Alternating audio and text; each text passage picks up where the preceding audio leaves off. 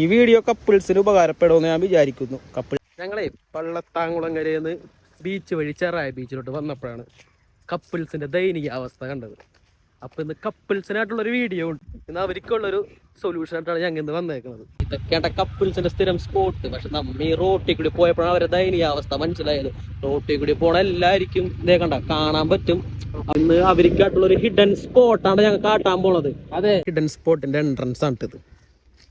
സത്യം പറഞ്ഞു കഴിഞ്ഞാൽ ഞങ്ങൾ ഇവിടെ ഒരു ഫോട്ടോഷൂട്ടിന് വന്നപ്പോ കണ്ട സ്പോട്ടാണിത്.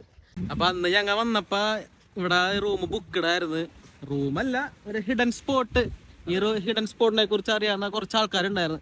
ഇപ്പൊ ഞങ്ങൾ ആരും ഇല്ലാത്ത ടൈം നോക്കി വന്നേക്കേണ്ട നിങ്ങൾക്കും കൂടി കാട്ടാനായിട്ട്. ആ റൂം ഞാൻ പറഞ്ഞ റൂമല്ല, ഹിഡൻ സ്പോട്ടിന്റെ എൻട്രൻസ് ഇട്ടാ.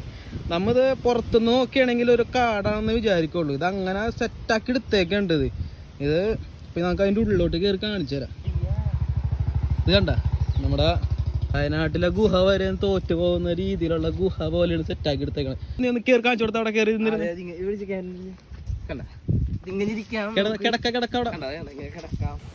കണ്ട. ഇതാണ് ഞാൻ പറഞ്ഞ ഹിഡൻ സ്പോട്ടിന്റെ സെറ്റപ്പ് ഇട്ട. അപ്പൊ ഇവിടെ വന്നെങ്കിൽ നേരത്തെയൊക്കെ വന്നം. രാവിലെ വന്നു കഴിഞ്ഞാൽ അങ്ങനെ അധികം ആൾക്കാരുണ്ടാവൂല.